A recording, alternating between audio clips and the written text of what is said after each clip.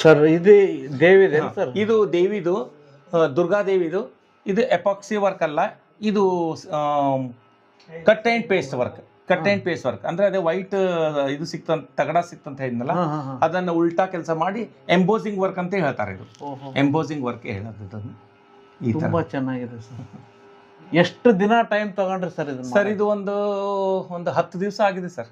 ಅಂದ್ರೆ ನಾನು ಕೆಲಸ ಮಾಡಿ ಡಾನ್ಸ್ ಕ್ಲಾಸ್ ಮಾಡಿ ಎಲ್ಲ ಮಾಡಿ ಡೈಲಿ ಒಂದು 2 ಅವರ್ಸ್ ಮಾಡಿದ್ರೆ ಒಂದು 10 days ನಲ್ಲಿ ಆಗಿದೆ ಸರ್. ತುಂಬಾ ಚೆನ್ನಾಗಿ ಬಂದಿದೆ ಸರ್.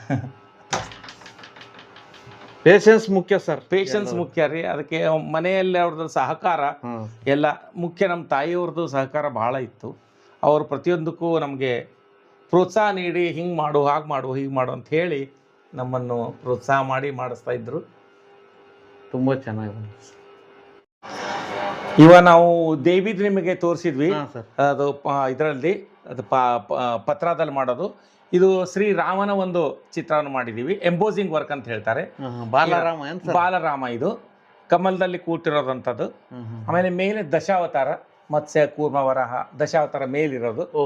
ಮತ್ಸ್ಯ ಕೂರ್ಮ ವರಾಹ ನರಸಿಂಹ ವಾಮನ ಆ ಥರ ಮಾಡಿರೋದು. ಈ ಕಡೆ 5ಗಳು ಬರ್ತದೆ.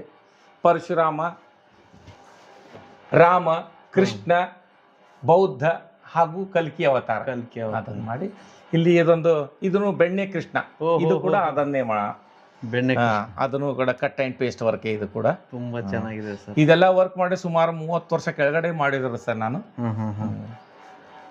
ನಮ್ಮ ಕಲೆಗೆ ಫಿದಾ ಆಗಿದ್ದೇವೆ ಸರ್ ನಾವು.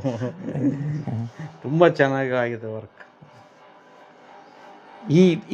ಇದೆಲ್ಲ ನಂಗೆ ಸನ್ಮಾನಗಳು ಮೊನ್ನೆ ರೀಸೆಂಟಾಗಿ 2 ತಿಂಗಳಲ್ಲಿ ಬಂದಿರೋದು. ಇದೆಲ್ಲ ಅವಾರ್ಡ್ಗಳು ಬಂದಿರೋದು.